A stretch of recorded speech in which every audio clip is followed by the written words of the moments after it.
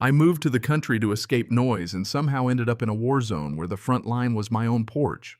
You think I'm joking, I'm not. When I left Seattle, I left everything that hummed with grief and traffic and the kind of quiet that presses on your temples. I wanted less noise and more space. I found a red brick cottage on an acre and a half a place with a sagging porch and a garage that smelled like sawdust. And possibility no sidewalks, no streetlights, and best of all, no HOA. That last bit wasn't a perk, it was the whole reason I bought the place. For 2 months, I've been resurrecting that house like it was mine to reassemble, sanding a porch, planting a terrible row of tomatoes, turning the garage into a wood shop where I could make things with my hands and not my head. My dog Max, a rescue mutt with the energy of a teenager who found caffeine, was my only steady companion. I'd nod at people in passing, they'd nod back, life was simple. Then the mail started doing the thing it does when trouble wants to announce itself. First, envelope cream with gold lettering, a logo trying too hard to be an eagle. Welcome to Wood Hollow Pines Homeowners Association. I almost tossed it. I didn't because junk mail sometimes hides bills and I am not that lucky. Inside was a calendar of events, rules, and of course a dues form, pastel tyranny in brochure form. A week later, the follow-up, a bloodless white letter demanding $480 or else. They'd circled my house on a zoning map in red, which felt dramatic, like a wanted poster for my mailbox. I reread my deed 3 times. My parcel was outside any HOA zone. That's literally why I bought it. So I did the only thing that made sense to me. I notarized a formal letter of non-affiliation, bundled copies of the deed and parcel map, and sent it certified return receipt requested. The green card came back. Silence followed. I exhaled. Then footsteps started appearing where there should be only grass. Single deliberate prints along my property line, sometimes stopping to stare at the back deck. My cheap motion cams caught blurs. I upgraded to better cameras, night vision clearer, because if someone's going to show up like a character from a bad cop drama, I wanted to be ready. One dusk, Max went ballistic. Not the playful kind, this was the guttural, hair-raised warning that says something is wrong in a way you can feel in your chest. I rounded the side and saw a beige coat vanish toward the road. My mailbox was open, hand-delivered envelope inside. No postage, the same logo. Final courtesy notice. Membership not optional, it said. Threats now arrived in cursive. I put up signs, motion detectors. A private property. No trespassing post that read less like legalese and more like someone finally losing patience. Yet the letters kept coming, each one more formal, more smug. They began listing violations: paint not neutral enough, lawn too wild, tool shed, violating line of sight symmetry, a phrase I was sure someone made up between sips of tea and a clipboard. I sent every limp, passive-aggressive document to my attorney, Aaron. His last email was refreshingly blunt. If this persists, I'll file a formal notice of harassment. Comforting, sure, but I still had strangers showing up at odd hours, pretending to jog while photographing my porch, crouching near my garden, pretending to inspect non-existent sidewalks.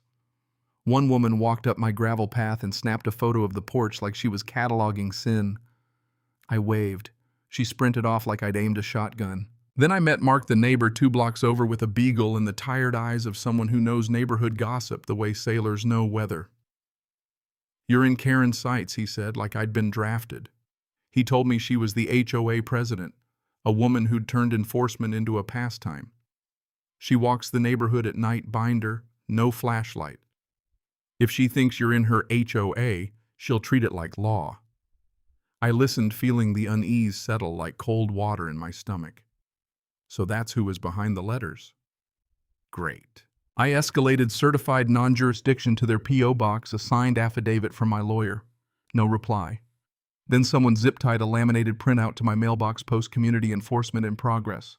No signature, just bold Helvetica and passive aggression. I ripped it off and installed what I called the Karen Cam motion-triggered floodlight on the mailbox. One warm Wednesday just before 11, the doorbell rang. Max's growl cut through the house.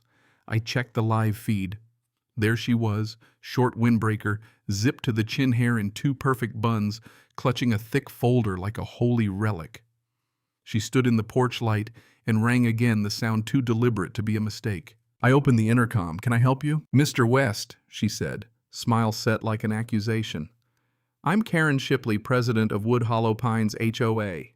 I'm here to deliver a formal violation notice. No, I said flat, you're trespassing, leave. She quoted bylaws at me as if paper could actually authoritatively step over my property line. I told her again, your bylaws don't apply to me. She tilted her head like I'd mispronounced the word neighbor. Then, and this is where things careened, she turned and walked away. I thought it was over. Then my back door creaked. I don't know why I hadn't locked it. I'd taken the trash out earlier. The world felt ordinary and habit lags behind worry. Max lunged. I grabbed my phone, hit record. She walked into my kitchen like she owned it, folders in hand, smelling faintly of booze and entitlement. You forced my hand, she announced, which was the most accurate thing she said, though she didn't mean it like I did. I told her to leave. She sat on my sofa and started lecturing me on community standards. I called 911. The operator told me to stay calm, not engage. I was calm in the way someone is calm when they are about to do paperwork you did not sign up for, methodical, precise. The cops arrived. 2 patrol cars' lights painting my curtains red and blue. The officers watched my footage, the doorbell cam, the back entry. Karen's breathalyzer read 0.114. She was intoxicated inside my home without permission, claiming authority she did not possess. They read her rights, cuffed her, and walked her out like a villain in a sitcom who finally hit the punchline in person. When the cruiser pulled away, the neighborhood lights blinked on, one by one. People peered from windows, came out on porches, murmured like a crowd, only now waking from a long nap. Someone shouted. Was that Karen? Laughter rippled like the first small defiant sound after a thunderclap. I let myself breathe all the way down for the first time in weeks. It didn't stop there. The video I uploaded, just the clip of her entering, went viral in the small sense of our town. Neighbors started posting their own Karen stories. One guy found a note about mulch aesthetics. A woman had a flashlight shoved into her living room by a self-appointed inspector. A teenager posted a photo of Karen flipping off a garden gnome, wine bottle in hand. The local paper smelled blood and ran with it. Turns out the binder wasn't just for show. Former board members leaked meeting minutes and bank statements, dinners charged to HOA accounts, executive beverage fund line items, money vanishing into vague administrative expenses. An audit followed. Subpoenas came. The HOA's attempt to distance itself by saying Karen acted alone fell apart when receipts and emails showed otherwise. The county opened an investigation. The twist, and this is the part that still makes my skin tingle, was how the whole thing unmasked more than one bully. Not just Karen, but the system that let her turn a homeowners association into a private surveillance state. When neighbors started meeting not with binders but with coffee and donuts, something shifted. They didn't form a new board. They didn't collect dues. They swapped tools, planned a cleanup, and put together a petition to dissolve the HOA. 2/3 of homeowners signed in no time. Karen accepted a plea deal, probation, rehab, restitution, and best of all, a permanent ban from holding any HOA office in the state. That last clause, I'll admit, felt poetic. She left town, sold her house, and the clubhouse closed its doors like a snuffed candle. The website redirected to a blank page. The office keys sat on a counter until somebody auctioned off the lot to a landscaping company that turned the clubhouse into a tool rental depot.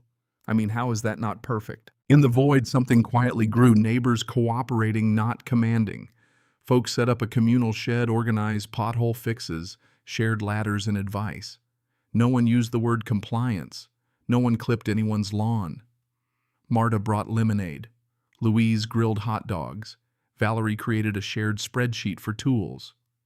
I went to a few meetings mainly to sit on the grass with Max and toss in a dry joke now and then. Sometimes courage looks like showing up with a coffee and staying long enough to hear others. The last loose end came in an audit summary: misuse of funds, systemic overreach, a structure that encouraged abuse. No one cried. There was a small private satisfaction, like cleaning a wound and finding nothing living in it anymore. I mounted a new sign on my gate: private property, no HOA entry, especially after 10 p.m., half as a joke, half as a relic. Weeks later, the sun set soft and gold over the yard. Max sighed against my leg. The porch smelled like wood shavings and tea. The house felt like something I had chosen again, not something that had been given to me by accident. The revolution, if you want to call it that, wasn't loud. It was paperwork, neighborhood meetings, dinner conversations, and a lot of people finally saying enough. So here's the thing I learned, in case you're wondering what this whole stupid, terrifying, oddly comic chapter taught me. Bullies thrive in structures where no one checks the binder. Power gets dangerous when it's cute in a pamphlet and invisible in the ledger. Standing up isn't heroic in the movies, since it's boring and legal and annoying and takes time. It means filming your front door and emailing your attorney and telling a reporter what happened, and maybe hardest of all, convincing your neighbors to stop being polite and start being honest. Justice in this case looked like paperwork and public records and people finally talking. Karma, maybe. Satisfying, absolutely. What would you have done if someone marched into your kitchen with a folder and a buzz in their blood and claimed the right to order your life? Tell me, was I brave, reckless, or just stubborn? Share your story, or tell me what you think is worse, a tyrant with a binder or a system that hands binders to people hungry for control.